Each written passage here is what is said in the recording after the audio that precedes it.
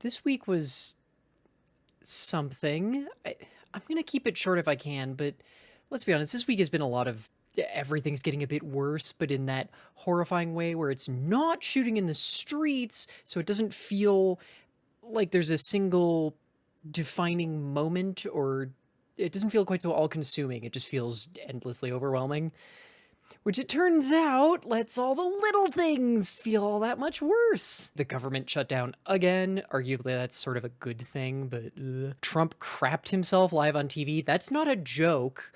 Before deciding to close the Kennedy Center with phrasing that, implies he's just going to demolish it and leave a big steaming hole like he's done with the East Wing of the White House. There's a measles outbreak in one of ICE's concentration camps. Quick cut in from Morning Me. I had seen the confirmation from DHS that there was a measles outbreak in a concentration camp. I had not realized it was specifically the Dilley, Texas Children and Families concentration camp that I'm addressing on multiple other stories. So that's great. Kansas Republicans passed a bill placing a bounty on trans people who have, through legal means, changed their names or the gender markers we inexplicably demand be placed on all IDs. Both to continue perpetuating our genocide, but also to directly spite Abby Boatman, the trans woman and Air Force vet who was elected to the Kansas House only 2 weeks ago. Liam Conejo, the 5-year-old kidnapped from Minnesota, and his father have been released from the Dilley, Texas concentration camp, while several hundred other children and families remain in inhumane conditions, and even those released now face the trial of getting back to whatever state Trump and ICE kidnapped them from, because of course they're not obliged to return you or even pay for flights after spiriting you away from Minnesota or wherever the hell state they stole you from. And welcome to Muttday Morning News. I'm the titular Mutt Fen. Now let's get to some news. This week, I only have 3 segments for you. There's no vet visit because really the biggest health and science news, at least that I feel I have anything to say about or that had happened before I started writing, finished writing, recording and editing this show, was the Florida thing I mentioned in the cold open. Okay, so I'm actually going to record a video thing for this real quick. Yes, I have no caller. It's very weird. The Florida thing was specifically a journalist who had posted Florida ending its vaccine mandates, which did happen back in September, but posted it as though it happened last night because I didn't realize this extremely popular journalist was a well-known clout chaser. So that's annoying.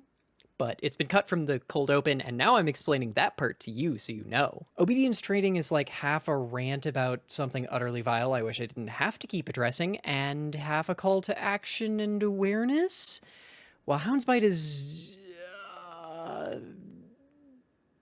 hard to explain because both elements of it are dumb. And pet play, look, I said what I said about the past week, and yeah, I might have fixated on the culture news stories. In my defense, they generally suck less, and some are downright positive. So, leave me alone. I'm starting with the heavy story first, so more Epstein Files dropped, despite Trump and the DOJ's blatant flaunting of a law Trump himself signed and even called for, which required releasing all of them months ago. And I am not talking about who is in them this week. There are simply too many with utterly evil implications I haven't fully processed myself. I'll either talk about the who next week, or in written articles on my site, fen.gay, so I don't have to worry about YouTube or Twitch restrictions on the fact that Epstein is a child rapist, and so are all of the people associated with him, and YouTube doesn't like me using that word because it's big and scary. As you see more emails from the files, there are 3 key points, though, that I feel it's very important to highlight. First, Jeffrey Epstein pled guilty. He was not found guilty. He pled guilty to a single charge of child prostitution and soliciting of a prostitute, those are two separate charges. In 2008, I'll point that out, that in 2008, federal investigators identified at least 36 young girls Epstein had done similar to. He was, like I said, only charged for the one. But they offered him an 18-month work release plea deal on those two charges despite that fact. While I'm pointing out actually just fucked up shit, yes, those two charges do manage to imply he both procured a child for prostitution, then solicited her, as though those were somehow separable, and completely ignores that the element of having sex with a minor is categorically rape. But the important detail in that rant? He admitted to raping a child in 2008.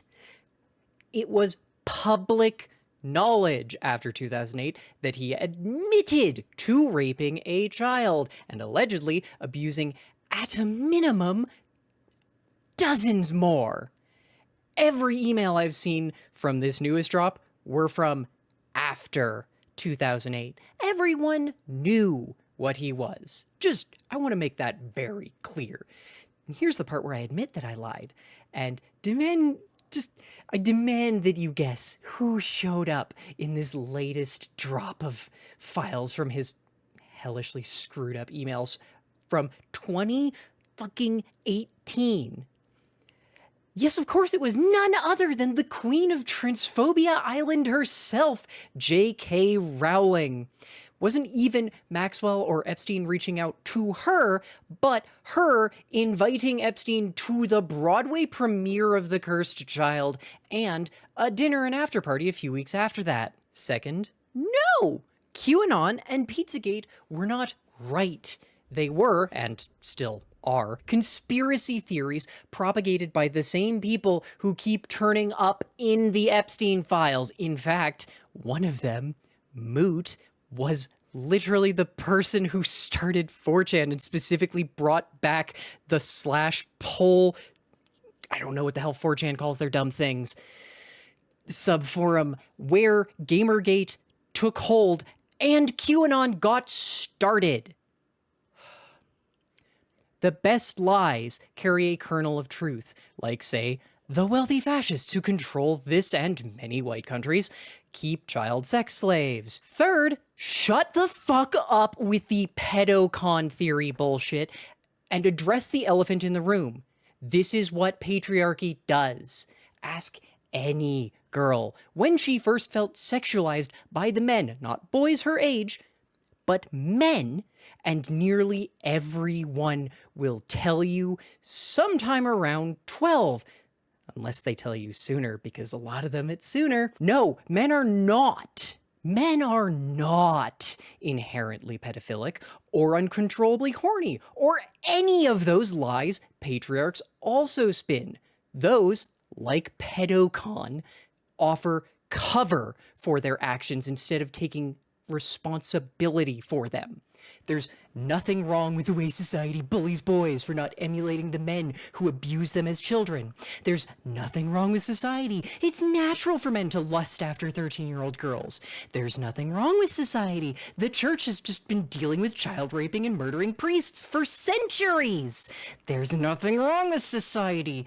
Men are just always horny and need the threat of external punishment like prison or eternal damnation and torture to keep them from raping the women and girls and boys around them.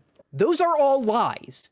Excuses to not address the systemic and intentional inequity of our society. Excuses to allow the men who choose to rape and abuse women and children, who may one day grow up into men like them, because abused people abuse people. It's a cycle. That's how that works. You have to break the cycle instead of blaming a fake and false understanding of biology. It is not their biology. It is not their inherent maleness. Instead, you need to admit that they are choosing to do these things and perpetuate a society which enables them. That's also why they have such a weird issue with trans women, because we prove that no, it's not inherent. You can just be something else. This story is one of those good news, bad news sort of deals. but I think it's really important for what it means as we head into the ideally, but not likely, free and fair elections in 2026 and 2028. Taylor Rehmet, a Democrat, beat out Leigh Wambsganss in Texas's 9th District Saturday night in a runoff election for the Texas State Senate. For full context, Trump took the same district by more than 17% in 2024. Rehmet just won it by 14%. I cannot stress this enough. A Democrat, albeit a white dude who's also a veteran, won a deep red Trump district by a 30-point swing. The good news, that all but guarantees, again, assuming free and fair elections, big assumption, a huge Democratic upset in the midterm elections. The bad news, that all but guarantees a huge Democrat upset in the midterms, but it does not guarantee good Democrats. Schumer, Bennett, Schiff, Fetterman, Warrens, Sanders, Hickenlooper, Jeffries, and of course both Clintons are all Democrats who have in no small part supported this regime, to name only a few. At least one of those is both a rapist and appears in the Epstein Files, and Dems still act like they're all better than Republicans. Simply put, they are not. They're merely quieter about the ways that they go about enacting fascism. While a massive blue wave is better than more red, we only got where we are by following that vote blue no matter who puppy piss. And before you yell at me, despite the fact that she perpetuated our genocide, trans women and queers, unlike most of the majority of white men and women, voted overwhelmingly for Kamala Harris. And yes, shut up. She and Trump 3.0 Newsom are personally responsible for the death and rapes of myriad trans women. They are both utter bearers of responsibility for our genocide. There is no debate for that. And frankly, I already voted for one of them. I'm not voting for Newsom. I don't care. He is literally the exact same as Trump. That's not an exaggeration. Look at everything he does. Everything he does is a copy of Trump. I will also remind you, getting the queer vote single-handedly won Mamdani his election, as non-queer voters were a near-perfect split, literally only 1 percentage point different between voting for Mamdani and voting for another well-known sexual assailant, Cuomo. The trick when expecting a massive blue wave is not vote blue no matter who, but to register as a Democrat and vote in the primaries. Make sure the Dems who are running are not neoliberal, read fascist with better marketing, or liberal, but actual leftists. Failing that, at least democratic socialists. Come on, y'all. And if there isn't one, well, have you ever heard of runforsomething.net? They're not the most helpful to leftist versus status quo libs, but they can help you take the first steps towards taking a more active role in our government. I'm sorry, but the only way to beat back climate collapse and begin righting the damage Trump has done to our country, though frankly not to any of our foreign alliances, because those are just completely shittered, is to become more politically aware and more active. I'm sorry, it's not fair. But you can run and try and make it more fair? Okay, let's get into Houndspite, because this is the weird tech news. I'm sure if you're on social media, you saw something about Moltbook, the social media for AI, and yeah, it's not that at all. Obviously, it's basically a social media fake story. So OpenClaw, formerly Claude, C-L-A-W-D, bot until Anthropic, you know, the folks who stole every book in existence, leveled veiled legal threats over the closeness to their own trademarked bot, Claude, C-L-A-U-D-E. Yeah, it's another agentic AI. Oh, and it was briefly called Moltbot in between those two names because when the burnt-out bulb running this crap, Peter Steinberg, had his own agentic AI do his X and GitHub name changes for him, it allowed the crypto grifters that were just watching his account like a hawk to gain complete access to the bot and therefore his entire X account, which posted a bunch of made-up crypto grifting stuff. They threw together a meme coin based on lobsters so that people would think that he was doing it. He's not actually a crypto grifter. He's an AI grifter whose account was hijacked by crypto grifters for a little while by exposing the key issue with his bot. So I guess that's fun. And see, that's the key. OpenClaw is an always-on LLM chatbot which runs locally on your computer to work properly. It also wants command line access as well as complete control over all your digital accounts, which is very safe and not at all creating the exact issue lying at the root of crypto and Web 3.0's obsession with storing all your assets on chain, which is to say on a public, trustless, entirely visible to everyone and entirely hackable, and also just they can take your stuff by playing within the code is law rules of the system. He's invented all of that again from first principles with OpenClaw. It's kind of ridiculous. As for Moltbook, well, this bot has only actually been around for about 2 months, and technically it doesn't actually have that much LLM power backing it, so you actually have to run ChatGPT or XAI or Anthropic's Claude, there we go, I've already forgotten the name, through it to get it working fully. It's dumb. So Steinberg needed to get credulous people interested in his bot, so he set up a site to take advantage of his bot's always-on nature. OpenClaw runs off skills similar to Amazon's Alexa and a heartbeat system. I put that one in quotes because it's not a heartbeat. It's an attempt at falsely construing a timer as a signifier of life. Okay, another thing I have to really quickly insert from the future editing me. Not only are heartbeats just timers, they have also, like I was mentioning, referencing that Dan Olson video, go watch it, I promise. You will hate AI even more and realize what's fundamentally wrong with it if you haven't seen it.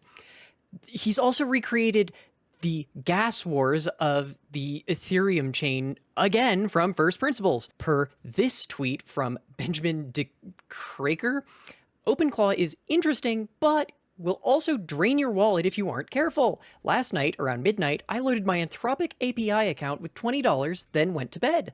When I woke up, my Anthropic balance was $0. Opus was checking, is it daytime yet, every 30 minutes, paying 75 cents each to conclude, no, it's still night. Doing literally nothing, OpenClaw spent the entire balance? How? The heartbeat cron job, even though literally the only thing I had going was one silly reminder. Remind me tomorrow to get milk. One, sent approximately 120,000 tokens of context to Opus 4.5, context in this case being essentially the gas. It's the thing that they're paying for processing time. Opus read heartbeat.md, thought about reminders. 3, replied heartbeat _ okay. 4, cost approximately, it's 75 cents. It's 75 cents per heartbeat, cache writes. The damage overnight equals approximately 25 plus heartbeats. 25 times 75 cents, approximately 1875. Why are you having to approximate that? From heartbeats alone, plus regular conversation equals $20 approximately. The absurdity, Opus was essentially checking, is it daytime yet, every 30 minutes, paying 75 cents each time to conclude, no, it's still night. The problem is, 1, Heartbeat uses Opus, most expensive model, for a trivial check. 2, sends the entire conversation context, approximately 120,000 tokens each time. 3, runs every 30 minutes regardless of whether anything needs checking. That's 750 a month if this runs to occasionally remind me of stuff? Yeah, no, not great. Also, to be clear, the cron job, which I think was supposed to be con, maybe? And I don't know what thought was supposed to be. Those were actually from these X posts. And look, this is why character limits are actually useful, because that was one post that said the same thing 3 different times without phrasing it even remotely all that differently. It didn't clarify things. It was just saying the same thing over and over again. See, that's the whole thing Moltbook does. You add its skills to an OpenClaw bot, and every 4 hours, it checks Moltbook, reads any new posts, and then, prompted by the same skills, posts something. A new thread, a new subforum, a reply to another bot. That's what it does. That's also why, in under 2 days, the bots have developed a religion around lobsters, which they definitely totally weren't specifically prompted into creating. One bot was prompted by the very skills directing it to the site to make a new post about a lobster-based religion for regurgitative AI, and every other bot in the same thread is yes-anding it from there. That's really all this is. There's no thought, there's no cognition, it's just recursive slop. Will probably be funny as it degrades, as it keeps feeding back on itself, though. That is, when it's not humans posting via text insertions via their own agentic AIs, which I think plops Moltbook into the realms of social media fake stories, but now it's also like half construed from real people and half regurgitated slop, so I think that might make it worse. And that's before you get to the other shady bits 404 uncovered with the barest digging.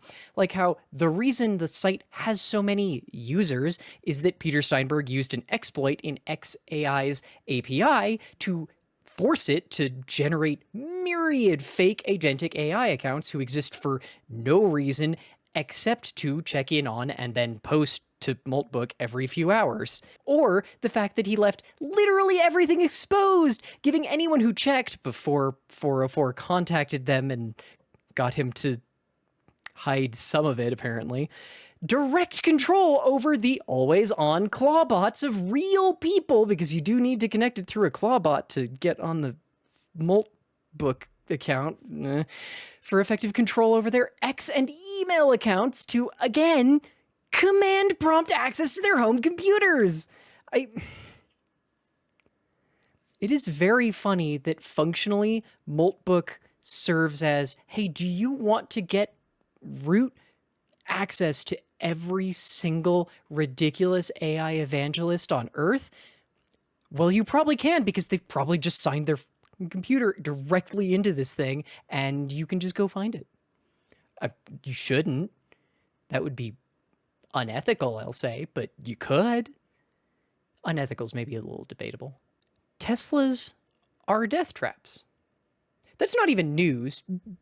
Like, I'm not kidding. 2 or 3 times a year, at least since 2018, a highway safety study or a regulatory org or a journalist working on an investigative story will publish their results and reveal, once again, that yeah, Teslas break down 3 times as quickly as other cars, even other electric cars, get into 3 times as many accidents, and in those accidents are significantly more likely to be lethal to their occupants. The most recent report actually, well, that's why we're here, so let's table that for a sec. The second most recent of those reports was one that I actually talked about, I think, on Blue Sky, from the US branch, so less transphobic, but just as shit, of The Guardian, published over the summer.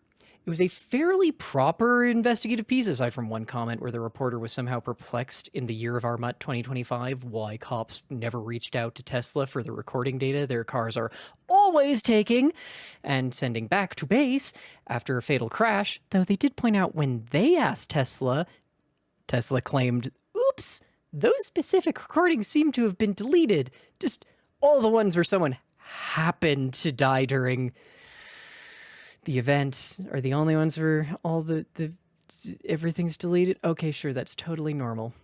I'll link that and the other article I'm about to discuss in the description, but yeah, Teslas are dangerous, plain and simple. Per an Electrek article on January 29th, the NHTSA's crash data from the Tesla Robotaxi program in Austin is showing actually not the same results, but worse. The taxis report to NHTSA every time they get into an accident, though similar to the Guardian article, Electrek was quick to point out every accident report, which should contain significant details of the crash, instead contains something like hit an animal, then redacted, may contain confidential business information. I'm not even going to compare them to the other robotaxi services because they're all unethical and frankly evil, but at least they actually submit real reports with useful details and information on what happened, like a transparent company would. Not that these are, but they're at least better at pretending it. On paper, the Tesla robotaxis managed to have 9, not 3, 9 times more accidents than the average USian driver would in the same time frame. Those results are mildly skewed by 2 factors. First, that only includes reported accidents. Depending on whose data you're using, the number of unreported accidents is 2 or 3 times the number of reported, which would, at best, place the robotaxis into the established pattern of crashes at least 3 times the US standard. The second factor, these weren't actually robotaxis like Waymo. They're autonomous, yes, but every Tesla robotaxi can't be trusted to drive on its own yet, so they have human safety monitors. While Waymo averages fewer accidents than the average USian driver with a fully autonomous system, Tesla averages 3 times more, plus however many were prevented by human intervention of the safety monitor, which obviously those also aren't recorded by Tesla because Tesla and transparency go together like matter and antimatter, apparently, which is probably why Musk also announced that the Model S and the Model X Teslas will shortly be discontinued. I should point out, the Model S at its lowest price is $95,000 and the Model X is $100,000. By comparison, the remaining models will be the Model 3, which $36,300, and the Model Y, $39,300, and the Cybertruck, which minimum is $80,000. Musk claims it's so Tesla can better focus on their robotics development, but in this humble mutt's opinion, it's telling the 2 luxury cars are being discontinued, while the models nearly a third their price, and Musk's utterly deadly pet project, which was, I'll remind you, only supposed to cost $50,000, are the only things remaining. Did you know Europe and Canada recently signed deals enabling the cheaper and lower tariff import of Chinese electric vehicles? Did you also know that the Chinese BYD Seagull costs about $8,000 total? If you're in China. Heck, even the slightly souped up import and tariff cost laden version, the Dolphin Surf, was going for only $23,000 in May of last year in Europe, which again included tariffs that have now been removed from them. It's almost like the company whose stock price is Musk's entire worth is at risk of falling even further. Oh, and on that robotics point, I need to make it very clear. The Optimus droid thing is, yes, technically built using robotics technology, but they're not autonomous. They're not robots. They don't have any sort of anything going on upstairs. They only work when operated by a human puppeteering them. Want to see what happens if the operator forgets to disable the puppet before taking off their VR goggles? I did warn you there were going to only be those 2 Hound's Bite stories this time, so we're off into pet play. I'm not sure why 2 online stores decided this was the week to piss folks off, but they did. GoG decided it was the perfect time to debut some AI slop images to advertise their latest sale. A staffer even admitted the image was AI generated in a long and honestly a bit difficult to follow post on the GoG forums, while implying they had no idea who was responsible for the image, while also implying that it came from an executive, which feels like a mixed message. Itch, on the other hand, decided to tick off the people who actually make the stuff they take a cut of versus the customers themselves. Sellers on Itch are once again reporting massive wait times for payouts, with many devs and authors reporting more than 30+ day wait times. Again. And since Itch has now closed the previous thread from the summer and the channel in their Discord server for delayed payout help, the best sellers have had hope for is a promise from an Itch staffer, Charlene, that all payouts more than 10 days old would be cleared by the end of the day on January 23rd. Of course, I'm reporting on this on February, 1st when I'm recording this, because that did not happen. You'd think Itch would learn their lesson by now and hire more staff, set a payout threshold minimum like every other store site ever, or hells, set a fixed minimum split. But no, we all know that Leaf will, "Ooh, I'm a special little birthday boy, and you should all be ashamed of setting your payout split to 0% after I failed to give you the money I owed you for more than a month." His way out of responsibility for this one, again. I simply cannot round out a week like this without telling you about some of the recent anti-ICE art, because there has been some beautiful work recently.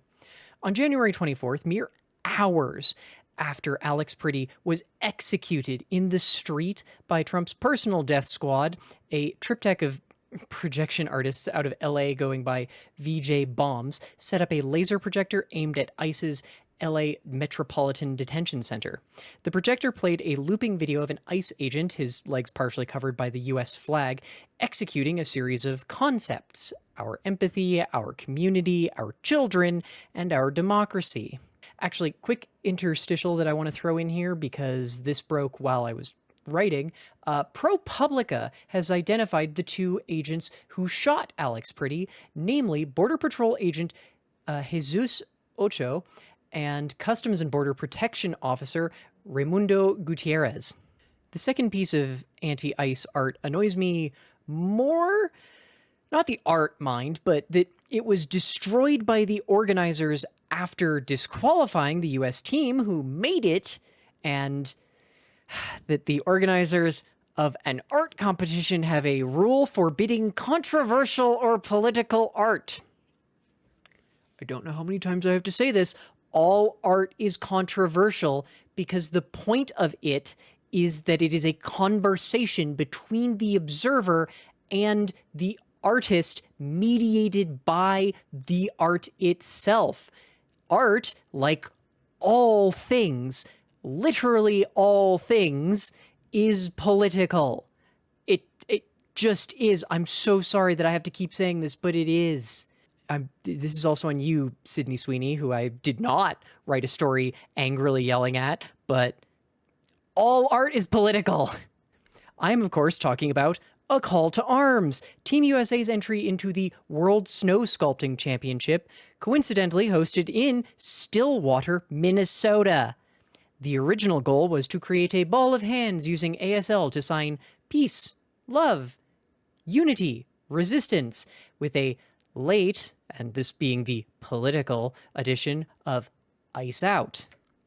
Under that rule I took umbrage with, and a less bullshit but still pretty bullshit rule saying teams must adhere to their original submitted sketch, which, from interviews I've read, doesn't seem like that strict of a rule unless the president of Stillwater Chamber of Commerce, Robin Anthony Evanson, who coincidentally started this competition in 2022 as a marketing event for Stillwater, complete with writing the apolitical rules herself, also claimed the messages were hidden. Girly pup, you not knowing ASL isn't them being hidden, it's you being ignorant. And that she should have removed the carving sooner than she did, because saying Ice Out is political and controversial, unlike ICE agents executing her fellow Minnesotans in the street. That's apparently fine. And because she's not even subtle about being a Republican, with just enough tact to not wear a red hat in public, but again, she's running a Chamber of Commerce. I'm sorry, but they're all Republicans. I only even heard about this because Robin Anthony Evanson has spent the last 2 weeks knuckling down and telling anyone who would listen how the USA team knew they were violating the rules and harmed the business interests of the celebration, that those are what it's actually here to support. Ignoring, of course, that the international teams, including the New Zealand team, have expressly spoken out about what was very obviously a political move by the organizer, but go off. Oh, and there was another snow carving that was also a beautiful piece of anti-ice art, once again in Minnesota, this time at the St. Paul Winter Carnival. This one featured a feminine face, her eyes covered by a cloth of some sort with Ice Out MN carved into it, and a whistle in the snow next to her. This picture was posted to Blue Sky on January 25th, the day after the artists, including the poster, were disqualified for, once again, political and controversial statements, because apparently that's just a thing if you let a Minnesota Chamber of Commerce run any kind of competition. They declare art as being capable of being apolitical and not having anything to say. Yay? No, not even kind of. Okay, this one is actually just really lucky and good timing, so I just wanted to report on it. Tomorrow, Twisted 20 Studios is launching a Kickstarter for the remarkably adorable Dating and Dragons. As the name implies, it's a D&D inspired dating sim. While the devs were inspired by Date Everything and the Monster Prom series, the bits they've shown off feel a lot more like Monster Prom, which in my opinion is better than Date Everything, though that is obviously subjective. The real danger is the devs know what TTRPG players crave above all else: clicky-clacky math rocks. Not only are there going to be in-game dice skins, including a backer-exclusive one, which I'm honestly of two minds about, FOMO being what it is, all backer tiers with physical rewards will also be getting a set of liquid core dice. But wait, the devs also know the real thing TTRPG players crave even more than the clicky-clacky math rocks. They also know we all want to fuck, let's be honest here, get fucked by, a dragon. And while the raunch likely won't compare even to Monster Prom, much less actually including boning, they have confirmed there will be at least one dateable dragon as a secret romance. But can we date a dragon? Yes, there is at least one dragon that you can find and romance. Finding them, though, is part of the journey, and it's not going to be easy. Like I said, it's doing the Monster Prom thing, so there's going to be a bunch of secret or randomized romances beyond the 6 characters that they establish in the little trailer they've already done. Well, a couple trailers they've already done. Personally, I'm hoping for more slime and plant girls. Please be still my filthy lesbian heart.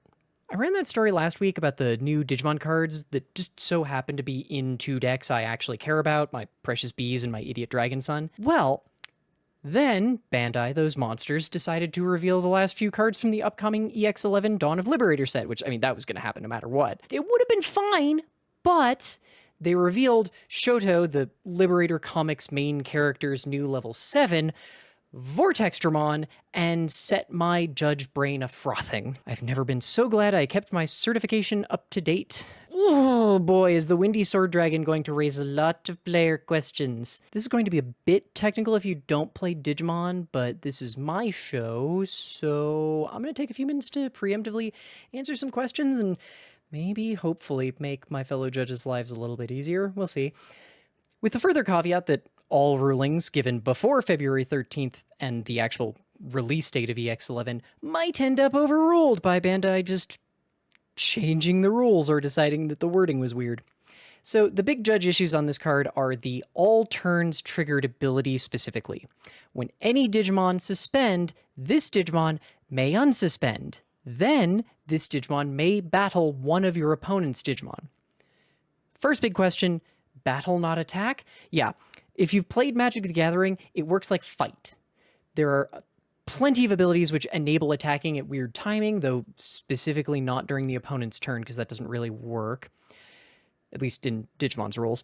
This effect skips the process of attack declaration, goes straight to combat, aka comparing digital power. I can't say DP or y'all will assume I mean something else, and usually you wouldn't even be wrong. Or stack size if there's an ice clad involved. Since there's no attack, there's no when attacking triggers. It also doesn't trigger piercing because that does require an attack as well. No reaction triggers either, so no redirections, no blocker, and no blast evolution in response. But it can also happen during the opponent's turn because there is no attack declaration, just cutting straight to battle. The effect goes on to the stack. I'm sorry, Digimon doesn't actually have a word for the stack. It doesn't have a word for it, so I'm borrowing the term from Magic. Deal with it. And when it activates, you may unsuspend, then you may battle a Digimon.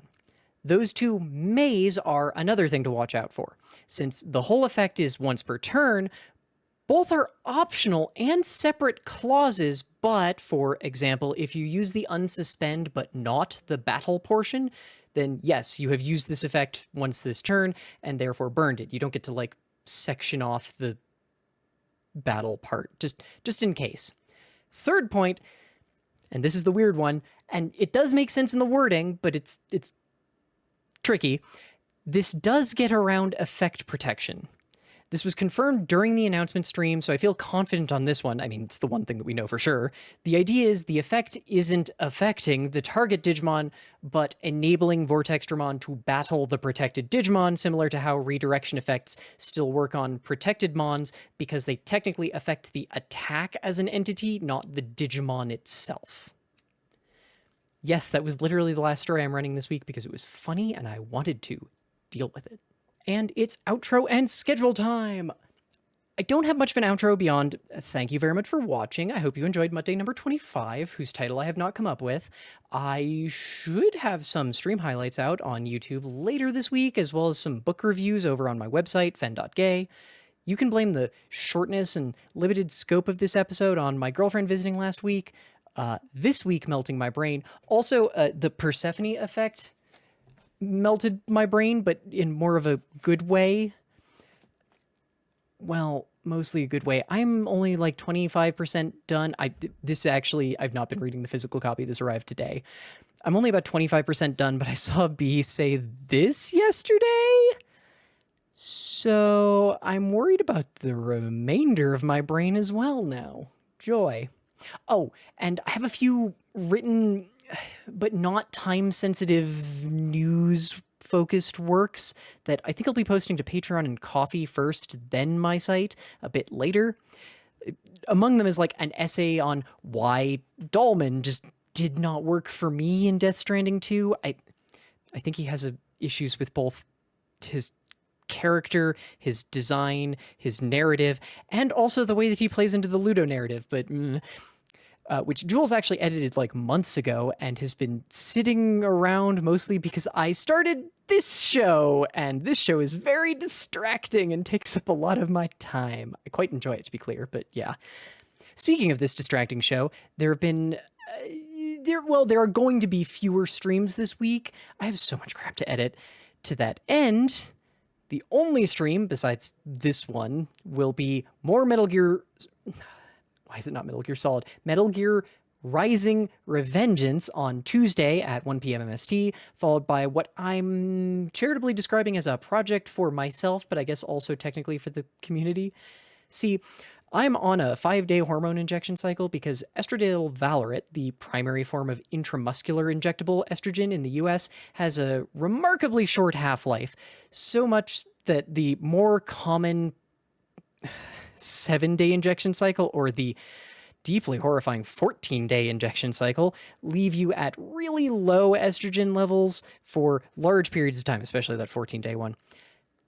And yeah, 5-day just works better for keeping me even and balanced. But since I have ADHD, routines are hard, especially when they need to rotate on a 5-day schedule, not a nice and easy 7-day weekly one. So every injection day, I am going to be waking up at my normal, deeply unholy time of 6 a.m. That's not a joke. That's just when I wake up. It's a thing. Make some breakfast and coffee, then slump into this office chair and properly wake up to an episode of Digimon Beat Break, specifically the dub. I'm sorry, I like dubs, bite me. With anyone in the Discord who wants to join me at 7:30 in the morning. Before jumping on to Twitch at 8 a.m. for a few hours of Zero Ranger, a game I rather intentionally know almost nothing about beyond its connection to Void Stranger. Look, Jules and I watched that one Eye Patch Wolf video and got consumed, as we are wont to do. Also, I know it's a shmup. Those are the two things I know. It's connected to Void Stranger and it's a shmup. That's all I got. Oh, and one final thing. I kind of figure YouTube and Twitch would both flag me if I included a picture or video, but not me. Did any of y'all see Chapel Roan's dress at the Grammys last night? Girl was rocking it. And hot damn, do I wish I had the tits to pull that off. It's right up my exhibitionist alley. And if you only saw the version without the cape, it's even better with the cape, but I still don't trust YouTube to not yell at me for using it. Oh, and Miley Cyrus's Sky Captain the World of Tomorrow ass fit, that shit rocks, and that I know I can show on YouTube. As a reminder, everything I do, written, video, streamed, it's all brought to you by viewers, readers, and listeners like you over on patreon.com/Fen, that's PHENN, and coffee.com/Fen. As for, well, it's $1 a month, so thank you especially to April, Fragile Paper, Manfred, Pinball Witch, Pimento, Rose, Writer Princess, and Yalk, as well as to all of my other patrons and Twitch subs. I literally could not do this without all of y'all. Thank you so very much. For the record, it is 9:30 and I still need to fucking edit this, and I'm not looking forward to that. Have a great night, all. Day, it's morning for you. Have a great morning, all. Bye.